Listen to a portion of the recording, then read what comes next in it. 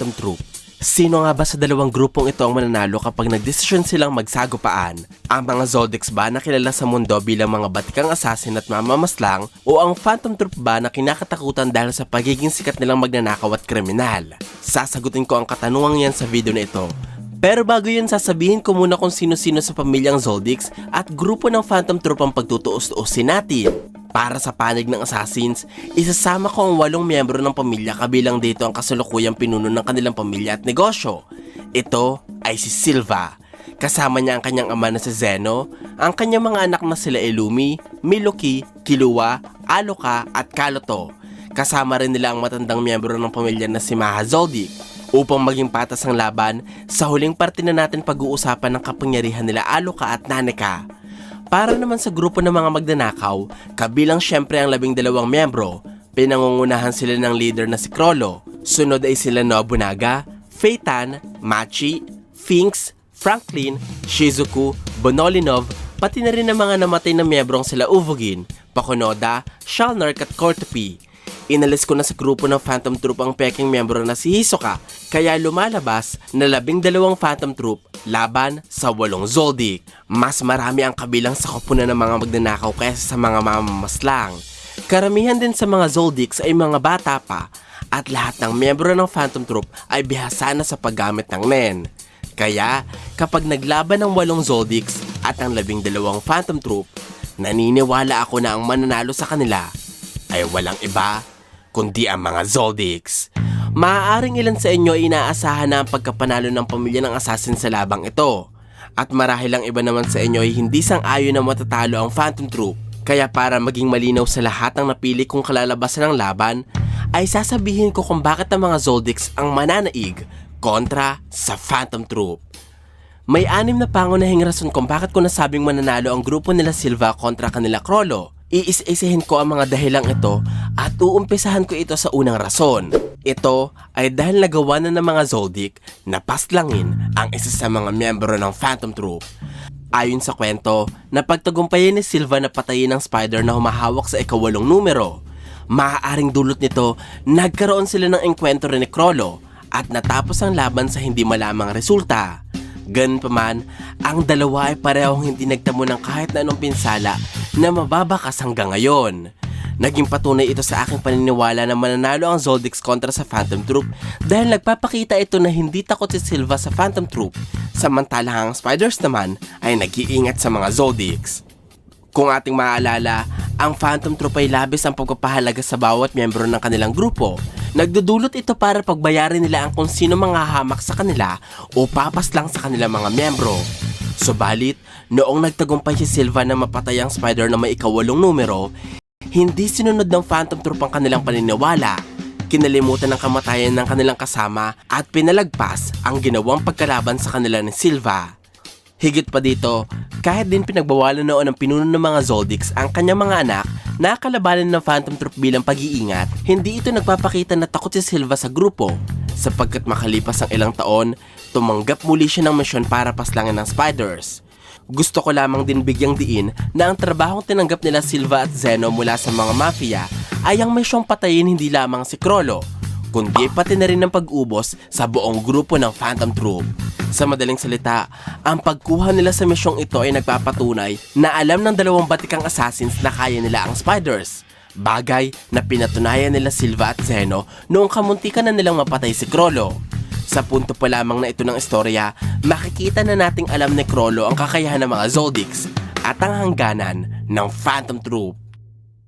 Ang pangalawang ebidensya na matatalo ng pamilya ng assassins ang spider kapag naglaban sila ay makikita sa pagpapanggap ni Illumi bilang si Hisoka. Kung ating babalikan ang chapter 116 ng manga, mababasa natin ang pag-upa ni Hisoka sa serbisyo ni Illumi para magpanggap bilang si Hisoka sa harapan ng Phantom Troop. Napagtagumpayan ni Illumi ang misyon ng walang mintis. Nakaalis si Hisoka sa hideout para tagpuin si Chrollo at walang kahit na sino sa Phantom Troop ang nakapansin ng pagpapanggap ni Illumi. Napakalaking patunay nito sa agwat na kakayahan na meron ng isang Zoldyck kumpara sa mga miyembro ng Phantom Troop, sapagkat ang lahat ng spiders maliban kay Uvogin at Chrollo ay naloko ni Illumi. Hindi man lamang siya nahalata ng henyong si Shalnark Naramdaman ng kapwa niya mamamaslang na si Phaeton at hindi napansin ng mga matatalas na mata ni Machi ang pagpapanggap na Illumi bilang Hisoka. Kahit pa ang babaeng magnanakaw ay sobrang pamilyar sa payaso. Nakakatakot ang galing na ito ni Illumi sa pagpapanggap dahil kung nagkataon na kasama sa kanyang misyon na tapusin ang ilan sa mga spiders, siguradong magagawa ito ni Illumi habang sinasamantala niya ang kawalan ng Phantom Troop ng ideya kung sino siya. Ang pangatlong rason kung bakit ko nasabing mananalo ang mga assassins kontra sa mga magnanakaw ay dahil maging ang Phantom Troop sobrang nare-respeto at bilib sa kakayahan ng mga Zoldycks. Patunay dito ang pagpapasali nila sa batang si Kaloto kahit 10 taong gulang pa lamang ito. Pagkakaroon nila ng interes kay Killua kahit kakatuto pa lamang nito sa paggamit ng Nen at pag-upa nila kay Illumi para tapusin ang tendons ng mafia. Kahit pa wala namang ginagawa sa mga oras na yun ng iba nilang miyembro. Kalaunan, pinasali din nila si Illumi sa Spiders dahil sa misyon nitong paslangin si Hisoka at dahil sa respeto meron sila para sa lakas ng mga Zoldyck. Ang pang-apat na rason kung bakit mananalo ang mga Zoldycks laban sa Phantom Troop ay dahil sa pagkasanay na pinagdaanan ng bawat miyembro ng pamilya ng mga assassins. Kahit pabata pa lamang o bagong silang ang isang Zoldyck, inihahanda na sila at ipinapasok na sa sining ng pagpaslang. Nagresulta ito para magkaroon sila ng mga kakaibang katangian kagaya ng kakayahang makayanan ng iba't ibang uri ng lason, ang abilidad na tanggapin ang nakakaparelas ang boltahe ng kuryente at ang katatagang sapat para paglabanan ng matinding pinsala. Nagkaroon din ng bawat Zoldyck ng hindi masukat na lakas kaya nagagawa nilang makabuhat ng mga sobrang bibigat na bagay katulad ng gate nila na may tuneto-niladang timbang. Napapagtagumpayan din nilang pumaslang ng iba't ibang target mula sa maraming mapapanganib na organisasyon at dulot ng pagkasanay ng Zoldyck na gawa ng bawat isang miyembro ng kanilang pamilya na makagamit ng kapangyarihan ng Nen. Ang pinag-uusapan nating paghasa at paghubog sa mga miyembro ng Zoldyck ay isang pagkasanay na ipinasa mula sa napakaraming henerasyon ng pamilya, mula pa sa ninuno ng pinakamatandang miyembro ng kanilang angkan. Kaya, hindi nakakapagtaka kung bakit naging matagumpay sila sa larangan ng pamamaslang. Ang profesional na pagkasani ng pinagdaanan ng bawat Zoldyck ay hindi naranasan ng bawat miyembro ng Phantom Troop dahil maaaring lahat sila ay walang kinalakihang tunay na pamilya. Ang mga bagay na nalaman nila sa pakikipaglaban ay nagmula lamang sa sariling sikap o paggabay ng iilan nilang kakilala. At higit sa lahat, ang Phantom Troop ay isa lamang organisasyong binuo ni Chrollo at hindi ipinamana ng kahit na sinong ninuno o kahit na anong angkan. Ito ang posibleng dahilan kaya hindi ganun kaorganisado ang grupo at merong butas ang kanilang samahan. Halimbawa dyan ay ang pagpapapasok nila ng bagong miyembro matapos patayin ng taong ito ang dati nilang kasama. Ang batas na ito ang naging dahilan para makasali si Hisoka sa grupo na nagdulot ng sari-saring problema. Isa pa sa kapintasan ng batas ng Spiders ay ang pagturing nila sa kanilang misyon bilang libangan imbes na trabaho. Nagresulta ang kawalan ng disiplinang ito ng mga pagtatalo at ng kamatayan ng ilan sa kanila. Higit sa lahat, ang pinakamalaking kakulangan sa Phantom Troop ay ang katotohanan na hindi sila ipinanganak na magnanakaw. Hindi kagaya ng mga Zoldycks na nakatakda ng maging assassins pagkasilang pa lamang. Hindi sila kagaya ni Bunolinov na nagmula sa isang maliit na tribong may sinusunod pang kakaibang tradisyon. Hindi sila kagaya ni Machi na napili lamang ang kanyang kakayahan dahil sa pagkamatay ng kanilang kaibigan. At hindi katulad ng mga Zoldyck si Chrollo na naging isang inosenteng bata muna bago yakapin ng kasamaan. Ang mga Zoldycks ay mamamaslang na talaga mula bata hanggang sa kanilang pagtanda. Ang panglimang rason kung bakit mananalo ang mga Zoldycks kontra sa Spiders ay dahil maging ang kwento, mas kinikilala ang lakas ng Zoldycks kaysa sa Phantom Troop. Patunay dito ang pananatili nila sa Kukura Mountain ng walang gumagambalang mga otoridad, sundalo ng gobyerno o mga hunters para pagbayaran sila sa pagpaslang ng iba't ibang tao. Noong nakita din ng mga miyembro ng 12 Zodiacs ang dalawang Zoldyck na sila Illumi at Kaloto, pinili nilang hindi arestuhin ang mga ito.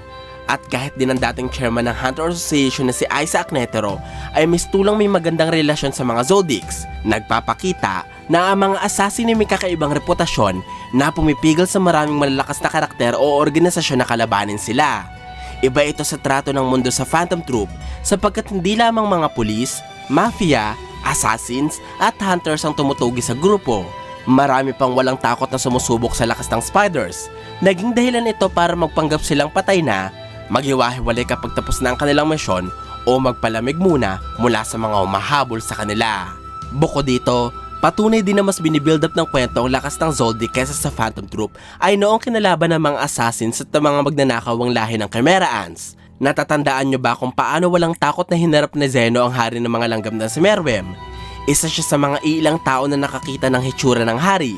Naaalala nyo pa ba kung paano dinurog ng walang hirap na Silva ang napakabilis at napakailap na Chimera Ant na si Cheetu? At nasa memorya nyo pa ba kung paano pinabagsak na Killua ang isang buong squadron ng mga Chimera Ants? Tinalo si Ikalgo, pinugutan ng Orto siblings at hinamon ng bawat isang Royal Guard sa duelo. Nagawa lahat ito ng batang Zoldyck, habang ang Spiders naman kagaya ni Shizuku ay halos mahubaran na ni Pike. Si Shalnark na nagawa pang mahuli nila Pell at Boki at si Phaeton na ginamit ang kanyang napakamapanganib na Nen ability para lamang mapabagsak si Sazan. Patunay din na ipinapakita ng kwento na mas malakas ang Zoldyck kaysa sa Phantom Troop ay ang pagtatagumpay ng pamilya ng assassin sa bawat misyong ginawa nila sa istorya. Halimbawa nga dyan ang pagpatay ni Silva sa number 8 ng Spider, pagpatay ni Illumi sa Tendons ng Mafia, at pagtulong ni Zeno kay Netero na ilayo si Meruem mula sa mga Royal Guards. Kabalik na rin ito ng napakaraming kabiguan ng Phantom Troop sa kanilang mga layunin. Halimbawa dyan ay noong tumakas sila matapos tangkain na pagnakawan ng auction, natapos ito sa kamatayan ni Uvogin. Sunod sa misyong ito ay ang paghahanap ng grupo sa Chain User na nauwi naman sa pagkadukot kay Chrollo at pagkamatay ng Pakunoda. At ang pinakahuling nabigong layunin ng Phantom Troop ay ang pagpaslang kay Hisoka para mabayaran ito sa pagtulong sa Spiders na makahanap ng Exorcist. Nagwakas ang layuning ito sa pagkamatay ni Shalnark at Cortopi. Ang mga pagkabigo, pagkatalo at kamatayan ng Phantom Troop sa mga misyong ginagawa nila ay nagpapakita na pagdating sa reputasyon sa kwento, kasanayan sa pakikipaglaban at galing sa pagtapos ng misyon, sobrang nakalalamang talaga ang pamilya ng assassins.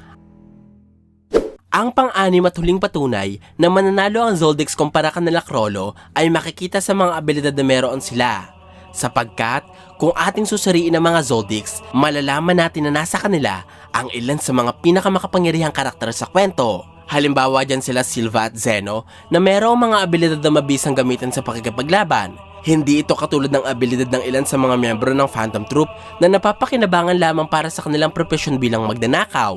Halimbawa dyan ang Blinky ni Shizuku, ang Gallery Fake ni Cortopi at ang Memory Bomb ni Pakunoda.